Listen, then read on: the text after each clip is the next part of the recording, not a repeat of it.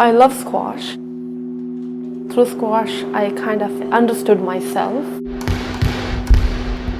It empowered me.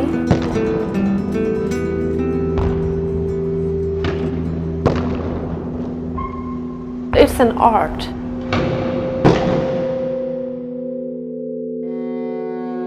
You generate that energy and that thought, and you transfer it to the racket. From living to non-living. And then, you bring that life in that ball where you want to hit it. You have to hit thousands of hitting. And then you see everything right there in that second. So it's fun.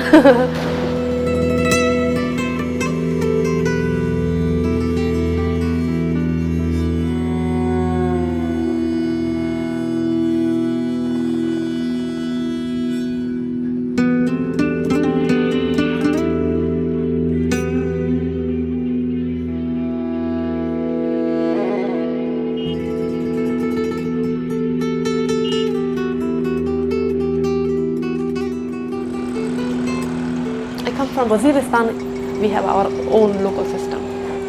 Everything is decided by the elders. We have our own judiciary, and we also have very strong and strict culture, very rigid. If you are a man, you are the powerful, and everything works according to you. But if you're a woman, you just have to obey, you just have to listen, and you have no right to decide about your own life. I would say like sheep. Whenever you are ready to be slaughtered, you have to be.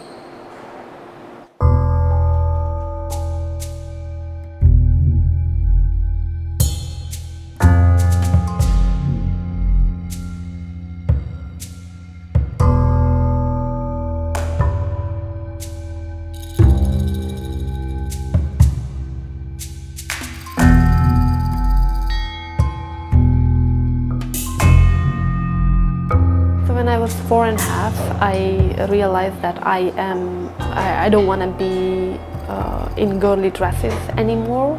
It's just too hard for me and too suffocating for me. And I could also see the other girls' life was very, limited. I just wanted to be like, free as all those boys that are playing soccer outside, or they're playing marbles out there, or they're running after the kites. And the only way to freedom was that I could see in boys' clothes. I knew how my mom cooks bread on fire, and I found my parents, they were away.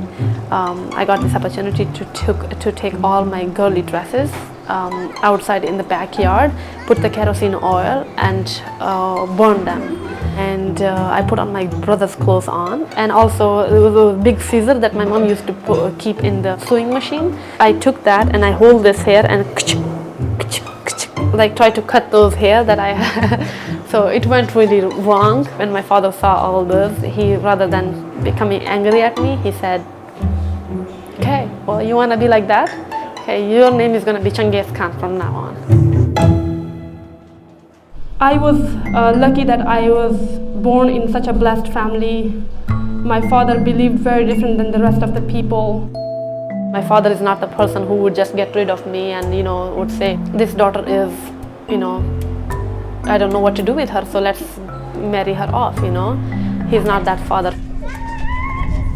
He would just be happy and just, show his happiness in my happiness so much. That is unforgettable for me.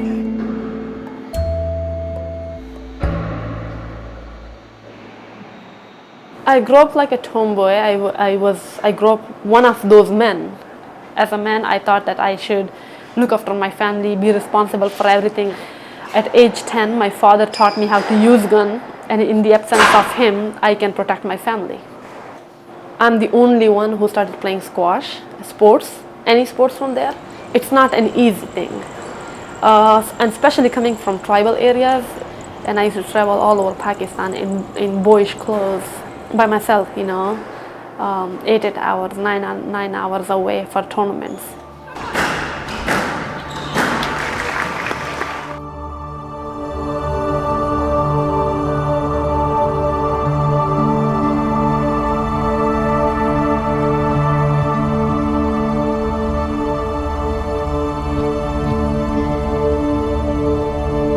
My identity was revealed just because I had to present my birth certificate to a squash academy where I want to play squash.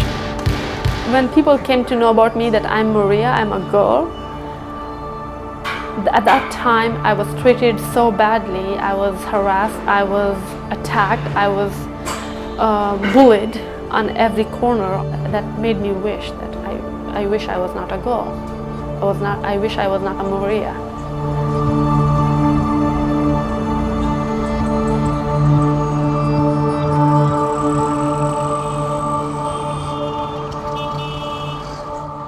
Usually you don't see women outside. And I was out there being a girl. I was an easy target. That's why I was targeted by every man out there. I used to walk in Peshawar market with a stick. You know, I whacked many men out there who dared to touch me or push me. I'm not a person who is going to be scared, right? I'm really strong. But with all that, I won many international tournaments. I became third in World Juniors.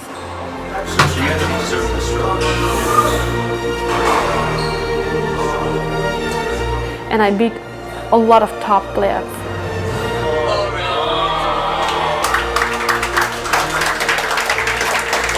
They couldn't believe that a girl from tribal areas can ever come out and play sports and achieve that much.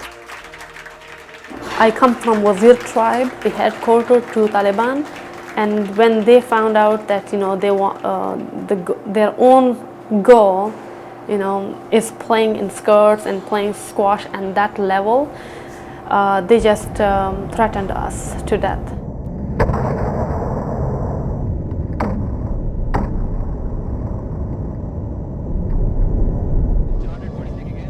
Taliban was there. You just don't know when they're going to come after you.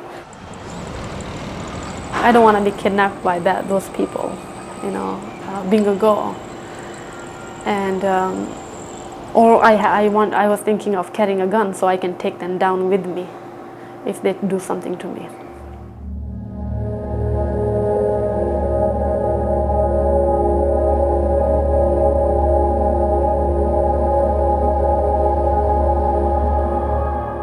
Many people stoned our house and tried to kill my dad. I have to take it serious for my family, for my dad. And that's when I stopped playing squash for 3 years and couldn't do anything. My squash was more imaginary, the squash court, the victory, everything. And I realized that, I cannot live here, I have to leave. And then I started emailing all over the world for 3.5 years, all over the world, asking for a place where I can train with peace of mind. And I kept training in my room, in my bed, against my bedroom wall, hitting.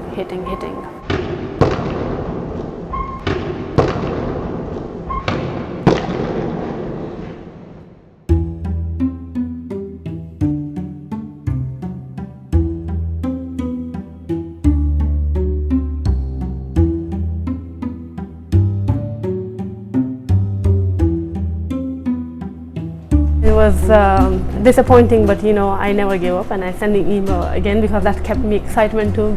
Then after 3.5 years, I finally got a message from Jonathan Power. It was unbelievable. The world champion is sending me a message, and he said, he wanted to support me and he wanted to train me and make me champion, and it was so much unbelievable. I guess the first time I heard from Maria was when she sent that stock email that went around to so many clubs and so many schools. The fact that a girl was playing from that part of Pakistan, that region, was very well, was unbelievable to me. And then when I did a bit of research, realized that she was actually an accomplished player. So that was that was the beginning. We went back and forth, and she got here in a plane in Toronto probably 8 months later. So it took a while to get visas and get everything locked down, but she got here. I brought her straight to the squash court, something familiar, and just we hit it off. It's easy when you have squash as a medium. You have an instant connection and bond. She's coming to a new place, and she needs a lot of help to try to sort of navigate, at least at the beginning. Okay, rack it up, keep that, rack it up. Same thing, lower. Good. Keep stepping through the I'm ball. only trying to facilitate what she wants to achieve with her goals. Get underneath that ball, the hip under the ball. And help her out the best I can with her squash and with all her plans. This is going to be for a member of the Cambridge Club. His name is Liam.